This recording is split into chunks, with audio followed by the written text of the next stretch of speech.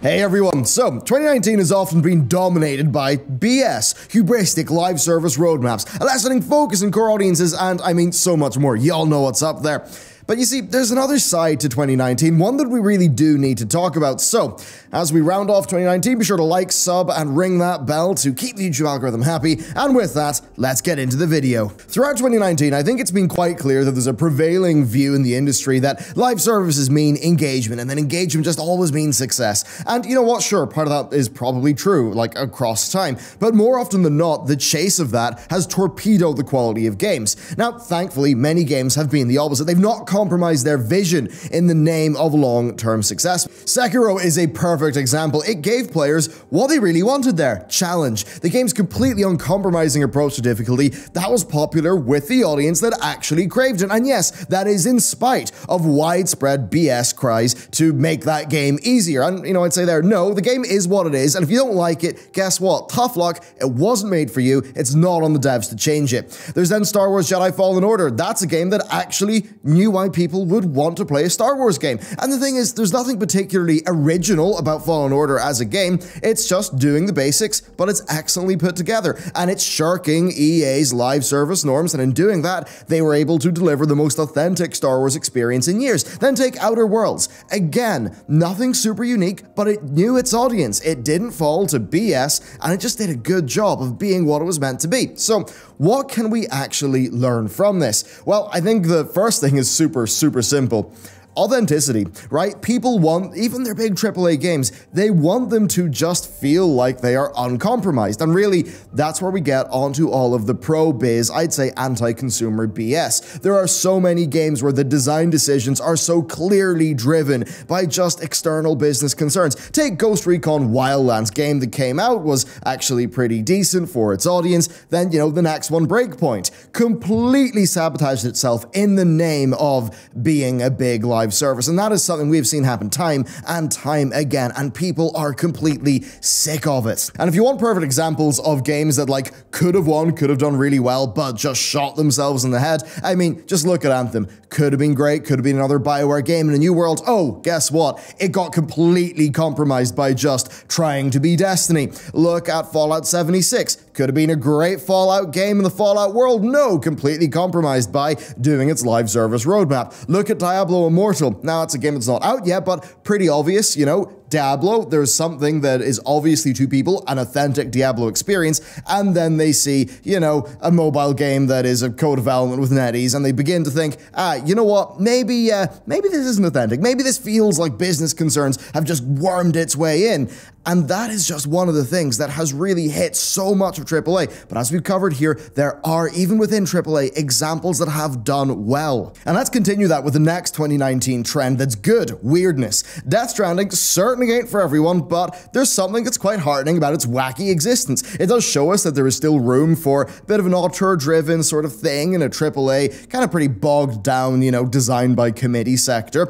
It is a polarizing game, yes, but I think that it exists is a bit of a welcome reminder for me that a game doesn't need to have like traditional mass market appeal to be successful. Look, we may poke fun at Kojima, but his continued willingness to put his name on crazy new things, that should be commended. And then along the same lines, we've got Control. That's one of Remedy's strongest outings yet. And what's really notable here is it was made on a much smaller budget than some of Remedy's past titles, but it appears to have actually made really more of an impact. I mean, sure, it's not a shoestring budget, but it really did make the most of what it had, and to great success. Then, of course, we've got Astral Chain. Turns out that, you know, anime police from the future fighting with dog robots is a pretty darn interesting premise, and I mean, like, that combat system is just incredible. So what is the lesson here? I think it's pretty simple. People want original, creative settings. People actually want games that evoke a super strong fantasy, that really take you into, I'd say in two ways, right? Take you into a big new world. That's one with Death Stranding and stuff, but I've actually got a far more traditional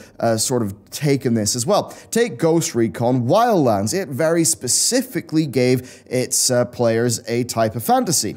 But if you look at Ghost Recon Breakpoint, it brought in all the future tech sort of BS stuff that people can't really relate to within the context of why they would care about that franchise, and that's one of the things that really torpedoed that game's just resonance with its audience. And that's why I'd really say to you that this sort of praising of weirdness from me, that is really just an expression of games like knowing what their fantasy is, and sure, it's really cool if that's a unique fantasy we've not seen before, but it's just that commitment to doing their fantasy authentically and not having it be, well, you know, polluted by external factors that could change that fantasy into something that won't really resonate with its gamers as much. Take Anthem. There are little hints of a very cool world there, but of course, all the elements, all the other things that make that game what it is, sort of compromise that, and a lot of those do stem from, well, the big AAA business interests of the like of EA games. Then I think another super clear thing is that 2019 has shown us that for all the AAA live service monetization nonsense, content is still king. I mean, the above, that was, or the before, I suppose, that's only a small selection of AAA releases, but that so many of them are single-player focused titles that dropped this year and did really well. I think that speaks to a positive trend. I think audiences seem here to be rewarding quality content-driven games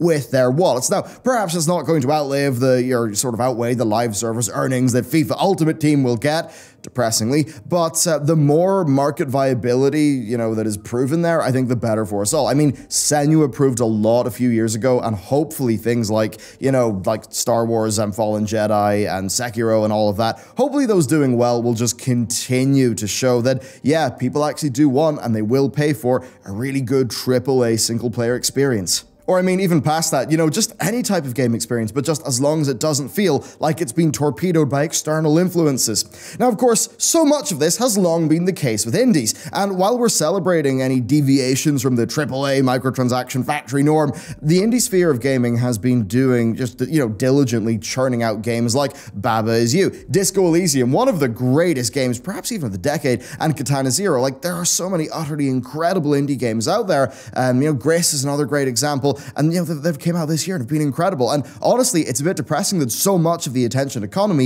is AAA focused. Though, look, unfortunately it is. Doing primarily indie game coverage is barely viable in YouTube without, like, external funding coming from somewhere because people click on what they know. So you gotta wonder, I mean, can that actually change? And this is where I really have, this is a bit of a funny one. It's where part of me wants to see AAA crash and burn as much as possible so that indies look better. Now, obviously, I am saying that as somebody who, you know, works in indie game dev. Like, as I say, behind that wall is where our game team is sitting. We will be releasing a thing in 2020, but my point here is that, like, if someone is really frustrated with the live service, battle passes, the microtransactions, maybe they'll get really pissed off and one weekend they'll just play Disco Elysium, right? Maybe they'll do that, and maybe that will open their eyes to, hang on a second, there is this whole big world of incredible quality games that's actually out there. It's just that the discoverability isn't there because the marketing budgets aren't there. And because the marketing budgets aren't there, general YouTube and, you know, website audiences, they don't know about those indie games. And that means that when they appear as a thumbnail or a title of a video, they don't really click on them because people tend to not really click on what they know unless it is able to really successfully clickbait, you know, surprise, have a thumbnail that's a click stopper, that kind of thing. So yeah, if anything, I think the more that core gamers are just getting tired of AAAs not treating them well, my hope is that it shifts over to indies. Now, positive trends, I think they're always worth highlighting, especially because gaming trends they do linger in the negative. That's what we do a lot of coverage on here. Now, it's obviously super important to criticize the dodgier things that are going on, especially because I truly do believe we are finding ourselves just sliding down so many slippery slopes right now. But despite all that, my point here is there are still good games. I mean, you'll have the media sneers at gaming, you'll have the esport hype and pop, that'll all continue to be tiresome. You see the AAAs do what they do, but even through all of that just aggravating stuff, I mean, and as much as 2019 might seem like a really dire year for games, there are still great games. 2019 might be one of the better years in ages, considering the immense quality of so many of the indies that have came out this year, and we will be doing a big highlight on that in the near future. So my point here is that I think if you're able to ignore all the noise and just sort of know that, like, yeah, I recognize these AAAs, but I'm not really that into them because of the way they've been going, and focus on where the quality is, there is actually so much in gaming that can be enjoyed this year. And while I've definitely been down in AAA in this video, I mean, AAA is not going anywhere, and they are often successful by virtue of their AAA classification, right? So many people, they only play AAA games. They rarely or never look beyond the latest blockbuster. And the sheer volume of games bearing the AAA label, they're always going to attract attention, especially considering the big money marketing campaigns that are going out there, going along with them. One thing that I think AAA can still do really well, though, is spectacle, and visuals will do a lot to sell a game. And there's a lot of really cool stuff that goes on there. Plus, there's also just that people like IPs, right? Established IPs, they feel safe, and that, I think, means that things will always skew towards the AAA incumbents. And I think those factors go together to sort of create a pronounced fear of missing out on the latest AAA blockbuster release. I mean, this is especially true in multiplayer games, especially ones where progression is involved. Some people will feel, pressure to keep up to date with their, with their friends and not be the odd one out. AAA gaming is always going to be around, but at least I'd say this year appears to have shaken them up in a way that could be good for players. Showing more viability for some of those single-player games. I think that is a really, really good sign. And, we're probably going to have a big wave of Sony exclusives. A lot of those are probably going to be pretty good. There have been murmurings of some of those eventually making their way to PC, at least Death Stranding seems to be.